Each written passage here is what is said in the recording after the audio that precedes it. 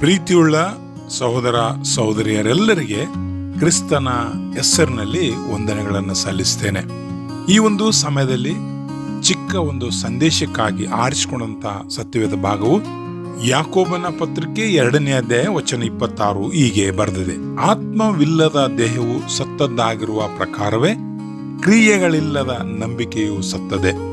ಈ ಒಂದು ವಾಕ್ಯದ ಆಧಾರದ ಮೇಲೆ ನಾವು ಧ್ಯಾನ ಮಾಡಲಿಕ್ಕಿದ್ದೇವೆ. 3 kinds of death ಎಂಬುದಾಗಿ 3 ವಿಧವಾದ ಮರಣ. ಪ್ರತಿಯೊಬ್ಬ ಮನುಷ್ಯನಿಗೆ ಈ 3 ವಿಧವಾದ ಮರಣವು ನೇಮಕವಾಗಿದೆ. ನಮಗೆ ಆಶ್ಚರ್ಯವಾಗಬಹುದು ಅದು ಯಾವ ರೀತಿಯಲ್ಲಿ 3 ರೀತಿಯ ಮರಣ ಎಂಬುದಾಗಿ. ಮೊದಲನೇದಾಗಿ ಶಾರೀರಿಕ ಮರಣ. ಈ ವಾಕ್ಯ ಹೇಳ್ತದೆ ಆತ್ಮವಿಲ್ಲದ ದೇಹವು ಸತ್ತದಾಗಿರುತ್ತದೆ ಎಂಬುದಾಗಿ. ಪ್ರಾಣ ಆತ್ಮ ದೇವರು ಕೊಟ್ಟಿರುವಾಗ ಅವೆರಡು ಶರೀರವನ್ನ ಬಿಟ್ಟು ಹೋಗುವಾಗ ಈ ಶರೀರವು ಮಣ್ಣಿಗೆ ಸೇರ್ತದೆ. ಅದಕ್ಕಾಗಿ ಆದಿಕಾಂಡ 3:19 ಬರೆಯಲ್ಪಟ್ಟಿದೆ, ಮಣ್ಣೆ ನೀನು ತಿರುಗಿ ಮಣ್ಣಿಗೆ ಸೇರುತ್ತೆ ಎಂಬುದಾಗಿ. ದೇವರು ನಮ್ಮನ್ನ ಮಣ್ಣು ಎಂಬುದಾಗಿ ಆತನು ಕರೆದಿದ್ದಾನೆ. ರೋಡಲ್ಲಿ ಯಾರಿಗಾದ್ರೂ ನೀವು ಮಣ್ಣು ಬಾ ಎಂಬುದಾಗಿ ಕರೆದ್ರೆ ಅವರಿಗೆ ಕೋಪ ಬರ್ಬೋದು. ಆದ್ರೆ ದೇವರು ಆತನು ನೇರವಾಗಿ ನಮಗೂ ನಿಮಗೂ ಹೇಳ್ತಾ ಇದ್ದಾನೆ ಮಣ್ಣು ಎಂಬುದಾಗಿ. ಆಗಿರುವಾಗ ಈ ಶರೀರವು ಒಂದು ದಿನ ಮಣ್ಣಿಗೆ ಸೇರ್ತದೆ ಎಂಬುದಾಗಿ. ಈ ಶಾರೀರಿಕ ಮರಣದಿಂದ ಯಾರೊಬ್ಬರು ಕೂಡ ತಪ್ಪಿಸಿಕೊಳ್ಳಿಕ್ಕೆ ಅವಕಾಶವಿಲ್ಲ. ಅದು ದೇವರಿಂದ ನೇಮಕವಾಗಿದೆ.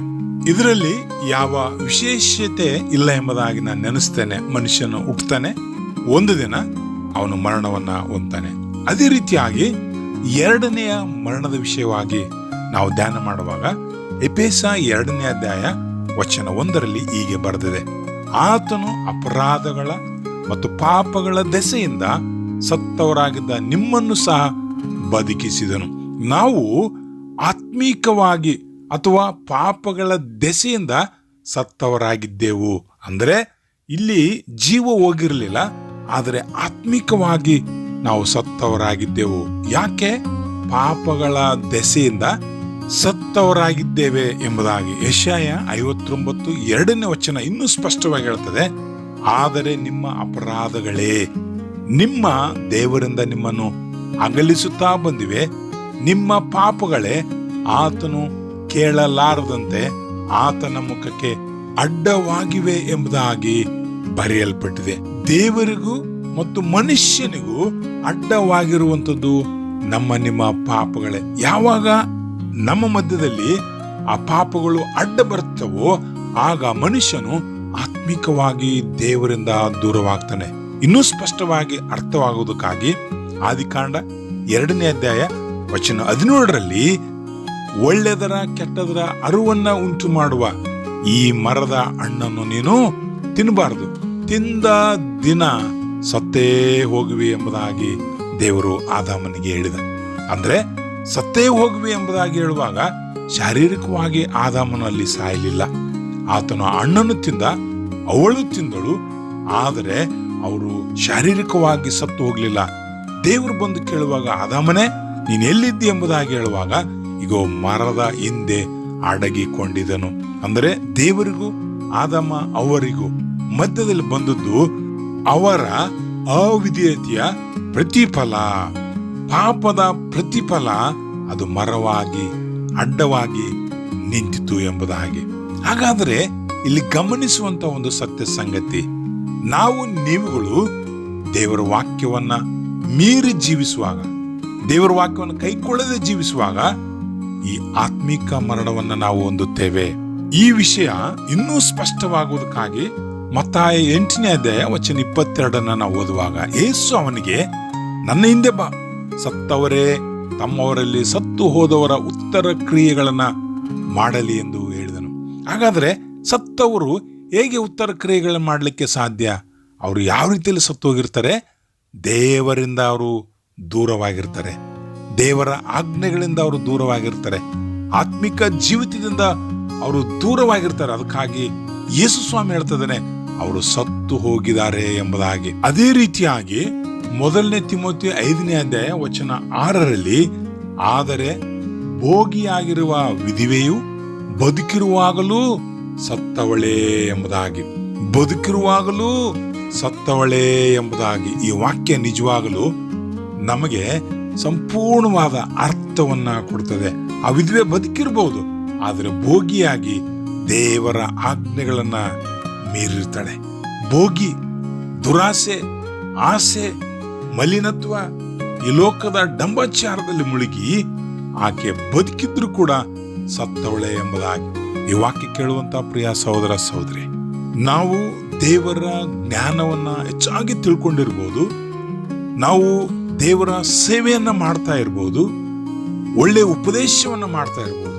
ಆದರೆ ಒಂದು ವೇಳೆ ದೇವರ ವಾಕ್ಯಕ್ಕೆ ನಾವು ವಿಧೇಯರಾಗಿ ಜೀವಿಸದೆ ಹೋದರೆ, ಒಂದು ವೇಳೆ ದೇವರ ವಾಕ್ಯವನ್ನ ತಿಳಿದು ನಾವು ಅವಿಧೇಯರಾಗಿ ಜೀವಿಸಿದ್ದೆ ನಾವು ಆತ್ಮಿಕವಾಗಿ ಸತ್ತು ಹೋಗ್ತೇವೆ. ಆತ್ಮಿಕವಾಗಿ ನಾವು ಸತ್ತು ಹೋಗುವಾಗ ದೇವರಿಂದ ದೂರವಾಗ್ತೇವೆ. ಯಾವ ರೀತಿಯಲ್ಲಿ ಆದಾಮ ಅವ್ವಳು ದೂರವಾದರೋ ಅದೇ ರೀತಿಯಲ್ಲಿ ನಾವು ದೂರವಾಗ್ತೇವೆ. ಆದಾಮ ಅವ್ವಳು ಶಾರೀರಿಕವಾಗಿ ಸಾಯಲಿಲ್ಲ, ಆತ್ಮಿಕವಾಗಿ ದೂರವಾದರು. ಅಂತ ಒಂದು ಪರಿಸ್ಥಿತಿ ನಿಮ್ಮ ಜೀವನದಲ್ಲಿ ಅನುಭವಿಸ್ತಾ ಇರ್ತೇವೆ. 3ನೇ ಒಂದು ಮರಣ, ಅದು ನಿತ್ಯ ಮರಣ. ಮತ್ತಾಯನ ಸುವಾರ್ತೆ 25:46, ಮತ್ತಾಯ 25:41 ವಚನದಲ್ಲಿ, ನೀತಿವಂತರು ನಿತ್ಯ ಜೀವಕ್ಕೂ ಶಾಪಗ್ರಸ್ತರು ನಿತ್ಯ ಬೆಂಕಿಗೆ ಹೋಗೋರು ಎಂಬುದಾಗಿ. ಇಲ್ಲಿ ನೀತಿವಂತರಾಗಲಿ ಶಾಪಗ್ರಸ್ತರಾಗಲಿ ಅವರಿಗೆ ಸಿಗುವಂಥದ್ದು ನಿತ್ಯವಾಗಿರುತ್ತದೆ. ಪ್ರಕಟಣೆ 2:11ರಲ್ಲಿ, ದೇವರಾತ್ಮನು ಸಭೆಗಳಿಗೆ ಹೇಳುವುದನ್ನು ಕಿವಿಯುಳ್ಳವನು ಕೇಳಲಿ, ಜಯ ಹೊಂದುವವನಿಗೆ 2ನೇ ಮರಣದಿಂದ ಕೇಡಾಗುವುದೇ ಇಲ್ಲ. ಜಯ ಹೊಂದುವವನಂತ ಹೇಳಿದ್ರೆ ಈ ಪಾಪದ ಒಂದು ಜೀವಿತದಿಂದ ಜಯ ಹೊಂದತಕ್ಕವನು, ಈ ಲೋಕದ ಜೀವಿತದಿಂದ ಜಯ ಹೊಂದತಕ್ಕವನು. ಈ ಜಯವನ್ನ ಹೊಂದಿದವನಿಗೆ 2ನೇ ಮರಣದಿಂದ ಕೇಡಾಗುವುದೇ ಇಲ್ಲ. ಅಂದ್ರೆ ನಿತ್ಯ ಜೀವವನ್ನ ಅವನು ಪಡೆಯುವಂತವನಾಗಿದ್ದಾನೆ. ಪ್ರಕಟಣೆ 21:8, ಆದರೆ ಹೇಡಿಗಳು, ನಂಬಿಕೆಯಿಲ್ಲದವರು, ಅಸಹ್ಯವಾದರಲ್ಲಿ ಸೇರಿದವರು, ಕೊಲೆಗಾರರು, ಚಾರರು, ಮಾಟಗಾರರು, ವಿಗ್ರಹಾರಾಧಕರು, ಎಲ್ಲಾ ಸುಳ್ಳುಗಾರರು, ಇವರಿಗೆ ಸಿಕ್ಕುವ ಪಾಲು ಬೆಂಕಿ ಗಂಧಕಗಳಿರುವ ಕೆರೆಯೇ, ಅದು 2ನೇ ಮರಣ. ಇಲ್ಲಿ ಬಹಳ ಸ್ಪಷ್ಟವಾಗಿ ಬರೆಯಲ್ಪಟ್ಟಿದೆ, ಅದು 2ನೇ ಮರಣ. ಎಂಥವ್ರಿಗೆ ಸಿಗ್ತದೆ?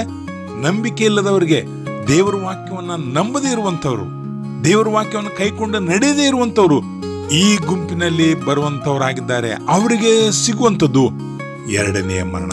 ಆ 2ನೇ ಮರಣದ ಇನ್ನೂ ಆಳವನ್ನ ನೀವು ನೋಡ್ಬೇಕಾದ್ರೆ ಲೂಕ 16:23ರಲ್ಲಿ ಪಾತಾಳದಲ್ಲಿ ಯಾತನೆ ಪಡುತ್ತಿರುವಂತ ಒಬ್ಬ ವ್ಯಕ್ತಿಯನ್ನ ನಾವು ನೋಡ್ತೇವೆ. ಯೆಶಾಯ 66:24ರಲ್ಲಿ ಆ ಒಂದು ಪಾತಾಳ, ಆ 2ನೇ ಮರಣ ಹೇಗಿರ್ತದೆ ಎಂಬುದಾಗಿ ಇಲ್ಲಿ ವರ್ಣಿಸಲ್ಪಟ್ಟಿದೆ. ಕಡಿಯುವ ಉಳುವ ಸಾಯುವುದಿಲ್ಲ, ಸುಡುವ ಬೆಂಕಿಯು ಆರುವುದಿಲ್ಲ ಎಂಬುದಾಗಿ. ಇದು ನಿತ್ಯ ನರಕದ ಒಂದು ಚಿತ್ರವನ್ನ ಅದು ಹೇಳ್ತದೆ. ಬೆಂಕಿ ಎಲ್ಲವನ್ನ ಸುಡುತ್ತದೆ, ಆದರೆ ಬೆಂಕಿಯಲ್ಲಿ ಒಂದು ಹುಳ ಇರ್ತದಂತೆ, ಅದು ಆತ್ಮಗಳಿಗೆ ಕಡಿತಾ ಇರ್ತದಂತೆ. ಆ ಬೆಂಕಿಯಲ್ಲಿ ಅದು ಕಡಿತಾ ಇರ್ತದೆ ಅಂತ ಹೇಳಿದ್ರೆ ಆ ಹುಳ ಎಂತ ಭಯಂಕರವಾಗಿರ್ಬೋದು. ಆ ಒಂದು ಶಿಕ್ಷೆ ಯಾರಿಗಂತ ಹೇಳಿದ್ರೆ 2ನೇ ಮರಣ. ನ್ಯಾಯ ತೀರ್ಪಿನ ದಿನದಲ್ಲಿ ದೇವರ ವಾಕ್ಯ ಮೀರಿದವರಿಗೆ ಆ ಬೆಂಕಿ, ದೇವರ ವಾಕ್ಯಕ್ಕೆ ವಿಧೇಯರಾದವರಿಗೆ ಆ ನಿತ್ಯ ಜೀವ. ಈ 3 ಮರಣದಲ್ಲಿ ಮುಖ್ಯವಾಗಿ ನಾವು ಕಂಡುಕೊಳ್ಳುವಂತ ವಿಷಯ ಶಾರೀರಿಕ ಮರಣ, ಅದು ದೇವರಿಂದ ನೇಮಕವಾಗಿದೆ. ಆತ್ಮಿಕ ಮರಣ ನಿನ್ನ ಇಚ್ಛೆಯಲ್ಲಿ ಒಳಗೊಂಡಿರ್ತದೆ. ಒಂದು ವೇಳೆ ನೀನು ನಿರ್ಧಾರ ಮಾಡಿ ದೇವರ ವಾಕ್ಯಗಳಿಗೆ ವಿಧೇಯರಾಗಿ ಕರ್ತನ ಅನ್ಯೂನ್ಯತೆಯಲ್ಲಿ ನಾವು ಜೀವಿಸುವಾಗ ಆ ಆತ್ಮೀಕ ಮರಣವನ್ನ ತಪ್ಪಿಸಿಕೊಳ್ಳಬಹುದು. ಅದೇ ರೀತಿಯಾಗಿ ನಿತ್ಯ ನರಕವನ್ನು ತಪ್ಪಿಸಿಕೊಳ್ಳಿಕ್ಕೆ ದೇವರು ನಮಗೆ ಅವಕಾಶವನ್ನು ಕೊಟ್ಟಿದ್ದಾನೆ.